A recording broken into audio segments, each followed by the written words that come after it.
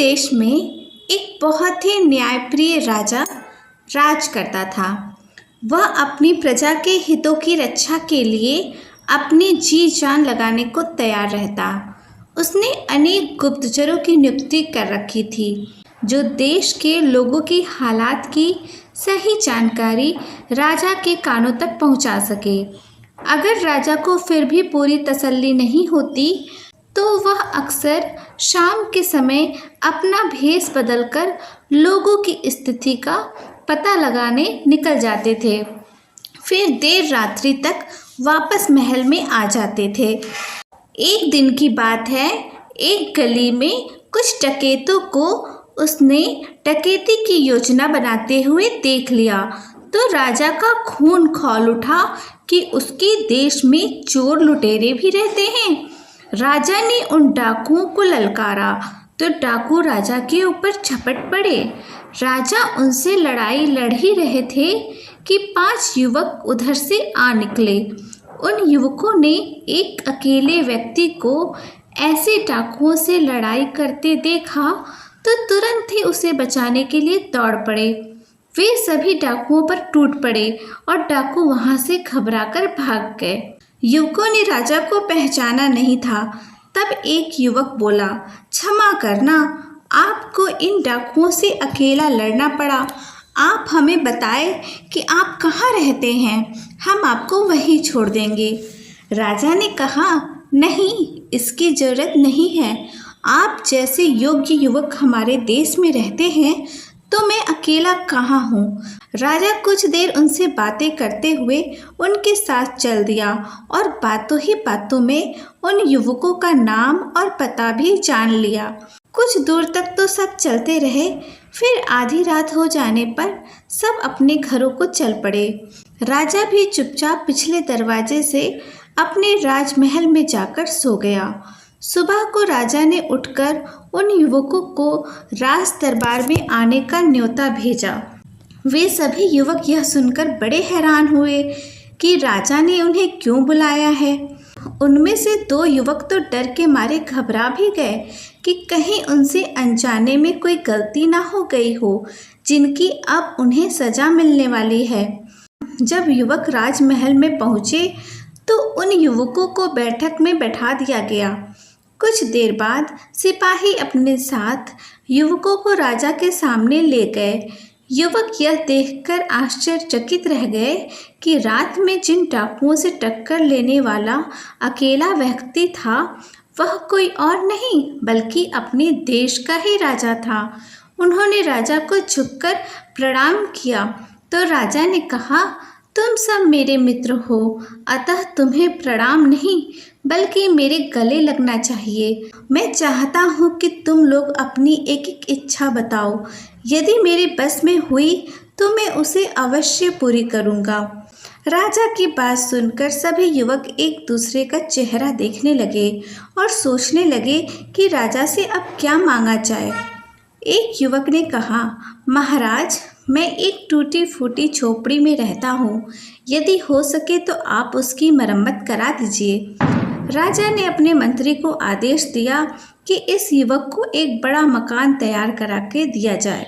राजा ने दूसरे युवक से पूछा तो उसने कहा कि मेरे घर की हालत बड़ी खराब है, हम बड़े गरीब हैं। अगर मुझे कुछ धन मिल जाए तो मेरे पिता और मैं कोई व्यवसाय शुरू कर दें और अपने जीवन का गुजारा अच्छी तरह से कर ले।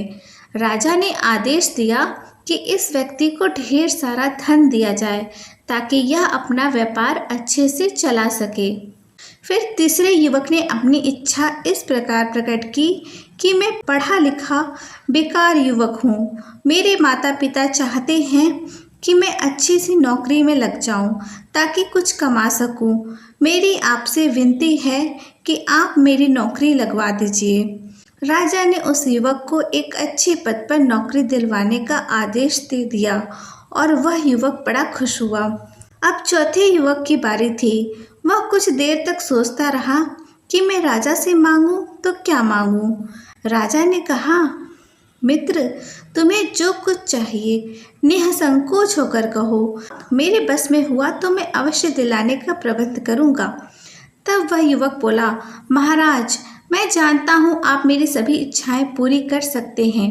मेरा घर यहाँ से कोसों दूरी पर है और मुझे कच्ची ऊबड़ खाबड़ सड़क से गुजरना पड़ता है। यदि हो सके तो मेरे घर तक जाने वाली सड़क को पक्का कर दीजिए।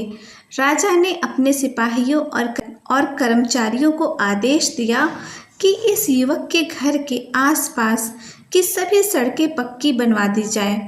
चारों युवक खुश थे। उनकी इच्छा जल्दी पूरी होने वाली थी। वे सोच रहे थे कि उनका पांचवा मित्र तो सुंदर कन्या से विवाह करने की प्रार्थना करेगा, क्योंकि उसके माता पिता उसके लिए सुंदर व होशियार बहू की तलाश कर रहे थे। तभी पांचवें युवक ने राजा से कहा, महाराज, छोटा मुंह बड़ी बात, पर मैं आपसे एक निवेदन करना चाहता हूँ। राजा ने कहा, तुम्हें जो भी कहना है निसंकोच होकर कहो। इस पर युवक ने कहा, महाराज, मैं चाहता हूँ आप वर्ष में एक बार मेरे घर अतिथि बनकर आएं।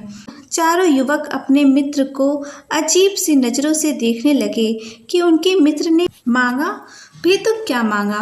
वे सोचने लगे, आज इसकी अक्ल शायद घास चरने चली गई है, जो इसने राजा के सामने बेतुकी इच्छा जाहिर कर दी। राजा युवक की इच्छा सुनकर थोड़ा असमंजस में पड़ गया, लेकिन उसने जो वादा किया था उसे पूरा तो करना ही था। अतः राजा ने उसकी इच्छा पूरी करने की स्वीकृति दे दी। सभी युवक अपने अपने घरों को चले गए। कुछ दिन यूं ही बीत चुका। चूंकि अब राजा को पांचवें युवक के यहाँ अतिथि बनकर जाना था, इस कारण उसके लिए एक बड़े आलीशान मकान का निर्माण की तैयारी शुरू कर दी। उस युवक को उस आलीशान मकान में अपने परिवार के साथ रहने के लिए भी भेज दिया गया। फिर उस युवक के घर कामों के लिए अलग अलग नौकर चाकर का भी प्रबंध किया गया, ताकि जब राजा वहां रहने के लिए जाए तो उन्हें किसी प्रकार की असुविधा न हो सके। फिर उस युवक के घर के कामों के लिए अलग अलग अनेक नौकर चाकरों का प्रबंध किया गया, ताकि जब राजा वहां रहने जाए तो उन्हें किसी प्रकार की असुविधा ना हो। अब उसके इतने सारे खर्च इतनी आसानी से तो चल नहीं सकते थे। इस कारण उसके लिए राजकोष से एक बड़ी धनराशि नियमित रूप से भिजवाने का इंतजाम भी किया गया। उसके घर राजा को अतिथि बनकर जाना था और राजा ऊंची नीची ऊबड़ खाबड़ सड़कों से यात्रा नहीं कर सकता था। इसलिए उस युवक के मकान के चारों ओर एक नई सड़क का निर्माण किया गया। वह युवक बड़ा खुश था कि उसे अपने उन मित्रों से कहीं अधिक मिल चुका था। तभी राजा को पता चला कि वह युवक कोई छोटा मोटा काम करता है। यह राजा की शान के खिलाफ था कि राजा अब उस छोटे आदमी के घर मेहमान बनकर जाए। अब राजा ने आदेश दिया कि उसको राज दरबार में एक अच्छे पद पर नियुक्त किया जाए। युवक को मुख्य राज दरबारी की नौकरी दे दी गई। अब राजा का उस युवक के यहाँ जाने का दिन निश्चित हो गया, लेकिन समस्या यह थी कि शाही कानूनों के अनुसार राजा किसी अजनबी युवक के यहाँ मेहमान बनकर नहीं जा सकता था। राजा ने अपने मंत्री से अब सलाह की तो मंत्री ने बताया, वह युवक बहुत ही होनहार और बुद्धिमान है, क्यों न इसका विवाह आप अपनी पुत्री से कर दे। राजा को बात जच गई। राजा ने उस युवक के यहाँ सूचना भिजवाई कि वह अपनी पुत्री का विवाह उस युवक से करना चाहता है। वह युवक खुशी से फूला न समाया। कुछ ही दिनों में उसकी शादी राजकुमारी से कर दी गई। अब राजा उस युवक के यहाँ हर वर्ष एक दिन के लिए मेहमान बनकर जाने लगा, क्योंकि अब वह अजनबी नहीं बल्कि उसका दामाद बन चुका था। राजा अपने दामाद की बुद्धिमत्ता से बेहद खुश था कि उस युवक ने देखने में तो छोटी चीज मांगकर इतनी बड़ी चीज मांग ली थी। तो दोस्तों, यह थी आज की कहानी। अगर आपको हमारी यह कहानी पसंद आई तो प्लीज़ हमारे चैनल को लाइक करिए, शेयर करिए, सब्सक्राइब करिए। धन्यवाद।